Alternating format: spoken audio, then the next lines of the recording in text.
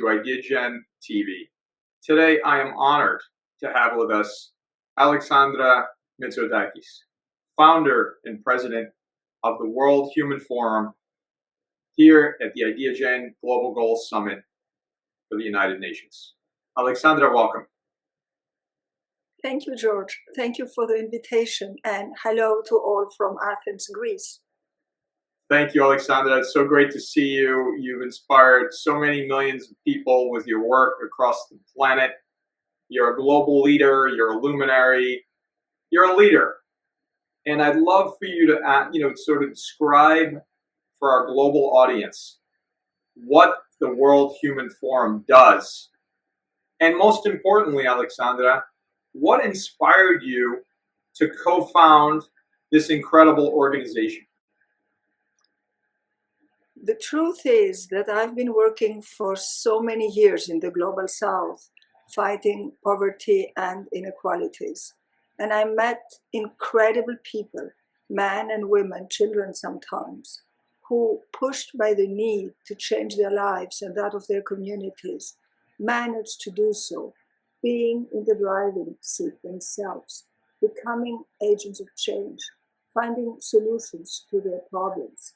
And I felt if the most excluded and poorest of people can do that, surely we should look around in our own societies and see what's going on there. This is what I did in France, where I live, in Greece, where I also live, and all over the world. And it was not surprising to me to find so many initiatives from the bottom up, citizen initiatives, where people were changing the world, day by day, step by step. Changing the world day by day, step by step. I love that. I love that. And therein lies the inspiration. The inspiration. You've been inspired, as you said, by so many people across the planet. You're dedicated to changing the world. And you've co-founded this incredible organization. I'd like to take it a step further, Alexandra. So why is the town of Delphi so crucial for your work at the World Human Forum? Well, look, George, I'm Greek. And when I started thinking seriously about founding the World Human Forum, which I felt was needed, I felt it was needed in my capacity as a global citizen. It didn't have to be Greece, but then when you are Greek, why not, first of all, think of Greece? And when I started thinking of Greece, then Delphi became the obvious first choice.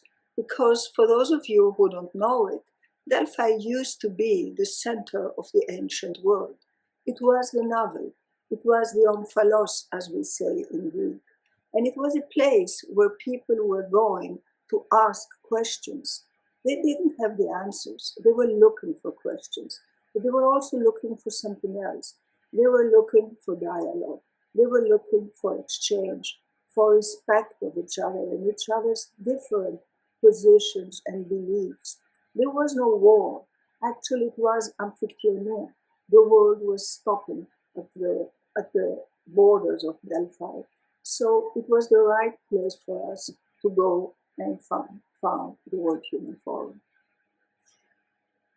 And so that's incredible to hear. And why not, as you said, why not Greece? You're Greek. You're proud to be Greek. Why not Greece? And why not Greece? Because Greece has given to the world so many incredible things. Where do we begin? We could talk for a very long time about what Greece has given to the world. So it makes sense to focus on Delphi, and it was the omphalos, as you said, the center, right? The center. Let's stay focused on that. And so how does the World Human Forum, Alexandra, connect this circle of the bottom up and the top down and everything in between? George, maybe you know that I come myself from a political family. My father used to be Prime Minister. My brother is Prime Minister of Greece today. And I know the importance and the power of politics. I also know their limitations. And I know that a society in a democratic country cannot move forward unless everybody contributes. And everybody means all of us, the citizens of a democracy. That means that we all have not only the right, I would almost say the responsibility to be part of the solution. And when we have the capacity and we are using it as we are, I believe, we the citizens, then it is very important that the people from the top, whether it's the corporate top, I mean any hierarchical institution or government, need to respect, understand, and listen to what citizens do, believe, and respect what they are doing. And this, I think, I don't know about the US, but I suspect it's a little bit the same, if not worse, is not happening right now. When citizens are inspired and empowered to change the world, this very often is not recognized from the top. And this is what I believe the World Human Forum looks to address. And I do hope that with a message as this, and with so many examples where we can literally show in all fields what citizens are able to do, that it will be respected, and that politicians, but also corporate leaders, will listen to what citizens have to say and respect what they do. That's exactly right. And we go back to Delphi for a moment. I think as the center, like you said, you understand political aspects and the almost obligation of everyone to be part of a solution, to participate in a society. So I'd like to ask you about the Delphic Cube and what is it, and how has it served, Alexandra, as a pillar for your work at the World Human Forum? First of all, let me say that the Delphi Cube is the outcome of a long process of co-creation. The Delphi Cube has happened after 3 consecutive meetings in Delphi of citizens, very different citizens from all walks of life and from different disciplines. And we gathered together in 1917, 1918, 1919, trying to understand what we were up to by creating the World Human Forum. And we understood one thing clearly, that there were so many different crises. There was the crisis of the ecological and social crisis, of course, the crisis of the climate emergency, of biodiversity, inequalities, poverty. There was the crisis of democracy, of participation, the crisis of our educational system, health system, security, of course. So we felt, but which of all those crises has the priority? Should we focus on this one or on the other one? And then we suddenly realized that we didn't have to choose, that nobody should be obliged to choose, because all those crises, and George, I would like to use the Greek word here, polycrisis, because this is what we are facing, a polycrisis, multiple crises, are in fact one single crisis. It is the crisis of our civilization. It is the crisis of our values. And it is this very simple thing that the Delphic Cube tries to explain. In fact, I have a little video that can be helpful. But let me just try to show it and explain it in my own words. So, when I say that this is the Delphic Cube, and then you will of course say, you know this. This has a different name. It's another cube. But what I will ask you to do is I will ask you to forget everything you know about this cube as you know it. Because the story, we believe, got it wrong. It tells us that we're going to solve the problem if we separate, if we put red with red and green with green. And we believe that we must do exactly the contrary. We must understand the interconnectedness, the interdependence of the problems. And therefore, what we must do is break down the silos, connect the dots. So, what are the 6 sides of the Delphic Cube? If one side is the side of the crisis of the ecological crisis, climate crisis, biodiversity, and social crisis, inequalities and poverty, and I want to put them both on one side of our cube, then the second side is the side of democracy. Why is that? Because remember, we just said earlier that it is citizens themselves through processes of collective intelligence, ownership, and co-creation who will find the solutions to the problems of our time. But that requires democracy. Democracy is not just an abstract idea of a regime. It is not just something that allows us to vote every 4 years for somebody else and give him the power to decide for us. Democracy is the freedom to act. It's the capacity to be an agent of change ourselves. But in order to do that, we need the third side of our cube. And the third side of the cube is very important. It's all about education.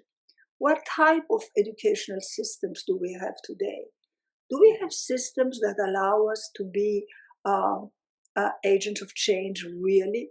Do we have the capacity of problem solving, of critical thinking, of cooperation, of communication, of creativity? No, we don't. This is not what our educational systems allows us to do, but this is what we need. But then there is the fourth side, and that I think is particularly important. It has to do with our inner personal development. What does that mean?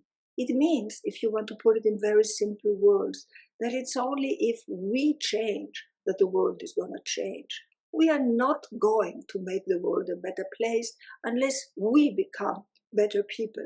Each of us, all of us. But then a cube has 6 sides. So what about the fifth and the sixth? The fifth is about technology. So important today. Those of us who believe, and some from what I would call the deep ecology movement believe that we don't need technology, I think they are wrong. We need technology because we will be, and we are already, almost 8 billion people on our small planet Earth. And that means that technology is needed. But technology can in no way be sufficient. Technology at the service of the common good. Technology at the service of us humans. It's not the other way around. And finally, the last side of our cube, and I will say more about it later maybe, it has to do with the arts. The arts are important because the arts speak to our emotions. They speak to our feelings. They speak to our hearts. And unfortunately, but I think we all know it, we are not rational animals. If we were rational, we probably wouldn't be in the mess we are today. So the arts are necessary. You know, Alexandra, what an incredible overview, description, analysis of not only what the Delphic Cube is, but also what it is not. And what you just described is so powerful as you think about it, from democracy to the arts and everything in between, and the individual. You know, George, we call it a sense-making tool. It's a small sense-making tool, you know. In the confusion we are today, in the fear and uncertainty, we need something that tells us, don't worry so much. Those are not a million different crises. In the end, it's better to be in one crisis. Because if there are so many, then where should we start? And it makes it more difficult. That's right. It helps to somewhat understand the areas that just don't make any sense, if that makes sense. So I'd like to ask you to continue, because this is another part of what I really am passionate about as well, and what Ideagen stands for. And you know this, and it is partnerships. Could you kindly describe, Alexandra, the importance? I know you believe in partnerships, so that's easy. But please describe the importance of partnerships in creating what is the holistic approach used and employed at the World Human Forum? George, this is very simple. Remember, we started the World Human Forum from the bottom up. When I say we, just maybe 120 citizens coming together. We didn't have any support, we didn't have any funds. We just had this idea that we needed to do things in a different way. We had this idea that neither economic forums, nor social forums, no education forums, no democracy forums on their own could do it. We had to put the human back in the center. But once we had created our, I would say, our little story and our understanding of what was needed, we also knew that all we could do was provide the scene for this new human narrative. And all of you, Ideagen and so many other organizations and initiatives can come in now and bring their part of it. So we don't pretend to have the answers. We pretend, as it should be in Delphic, to ask the right question. What's going on and what is it that makes our time so complex, and what is needed to start finding clarity in the answers? So we provide the scene for a new human narrative that all our partners from the 6 sides of the cube can contribute to come in and write their own page. So partnerships are at the heart of everything we do. And that's what I love about your work with the World Human Forum. It is cross-sector, and that's why we have so much to do together. There's so much to do. And so that leads us directly to your specific projects, Alexandra. Are there any specific, I know there's so many, but are there any specific initiatives or projects that the World Human Forum is particularly inspiring you as in having an incredible impact? What is that, or several projects, whatever you want to highlight? And I know, again, this is a tough question because there's so many. No, but what is it that inspires you? It's okay. First of all, let me say that we believe in organic growth, and that's exactly what happened. I said why and how we started from Delphi, but of course you, being Greek yourself, you know that there are other very important sites and ancient locations in Greece that can inspire us all. So we realized that we could find contemporary narratives for other locations. Let me start by the first place we went after Delphi, and that is the small island of Delos in the midst of the Aegean Sea. Delos, opposite the very famous island of Mykonos, is just an open museum today. It's just ruins. But Delos was also the center of the ancient world when it comes to commerce for hundreds and hundreds of years. And Delos, when it comes to mythology, is the very place where 2 gods were born, Apollo and his twin sister Artemis. So maybe I should remind you that when NASA sent the first man to the moon, to walk on the moon, the first moon mission, it was called Apollo mission. And NASA today, with the European Space Agency, is doing it again. And they're sending another mission to the moon, which will allow the first woman to walk on the moon, and that will be the Artemis mission. So we felt from the World Human Forum that we had something to add here. We needed to find a mission for the island of Delos. And we called our mission Alpha mission, the first letter of the Greek alphabet. Alpha like Apollo, Alpha like Artemis, Alpha like Anthropos, Alpha like the arts.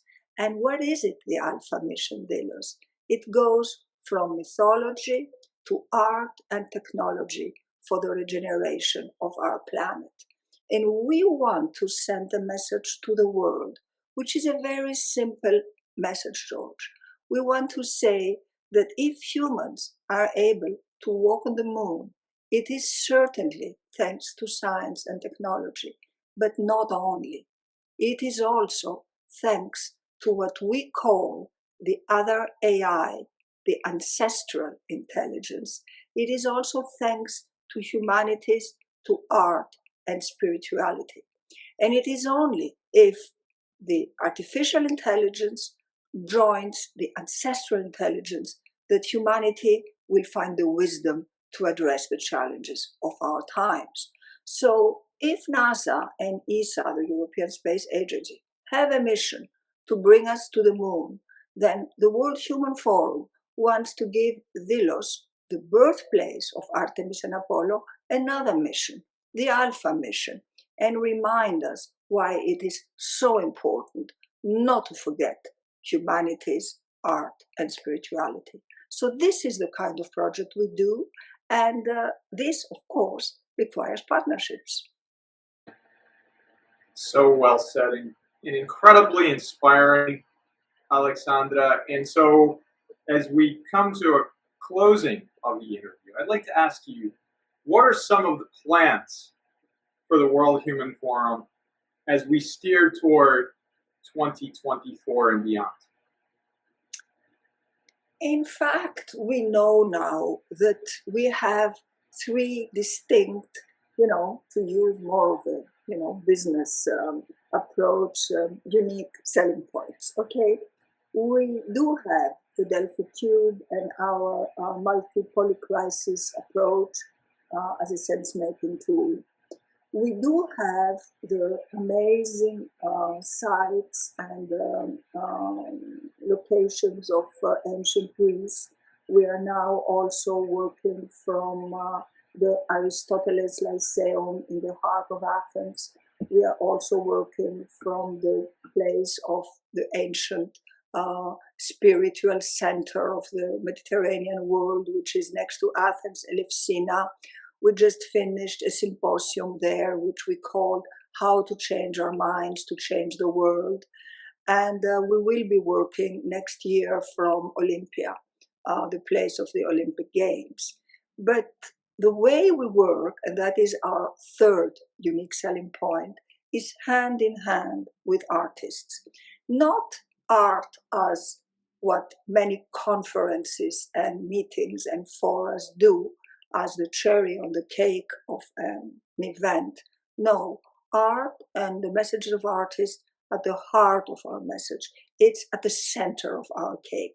We need artists because they have the capacity to speak to millions of people, and they have this way to speak to their hearts and to their emotions. And George, we tried other ways. Scientists have been trying to alert us about the climate emergency and the biodiversity emergency for so long, and we haven't listened. So maybe if we try it differently, maybe if we work with artists, with the voices of from the opera to contemporary music, maybe we will be more successful. So this is what the World Human Forum plans to do, and we believe that we can send a very positive and I would say optimistic message to the world, because I'm convinced that if you look around you, you will be struck by something that is a real opposition between the worry of so many things not working, of so many crises, of so much disruption, and at the same time, there's so many new and wonderful things happening, very much from the bottom up. And I would like to end with something an African friend told me many years ago. When a tree falls, it makes a lot of noise. So right now, we are very impressed by the noise that the falling trees are making, but we cannot listen to the growing forest. There is a growing forest. It grows in silence. We cannot listen it, but we can shed light on it and get the inspiration and the hope that we need from it. What an interview, Alexandra Mitsotakis. What an interview. I am struck by your passion, as always. I am struck by your vision. But most importantly, I'm struck by, as I know the millions of folks that will watch this interview, will note by your leadership. My friend, you are leadership defined. And I'd like to close by asking you this question. What is your final call to action? What is that call to action for our global audience? Maybe believe in each of us more than we do. You know, George, you speak about my leadership.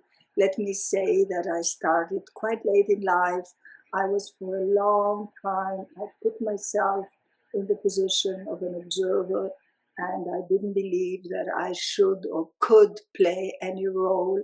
Here I am today, but I also want to say something about feminine leadership. Sort of flat hierarchy, very different way of doing things. I believe in the power of the feminine, including in all of you men, and doesn't mean that it's feminist, it's just the feminine element.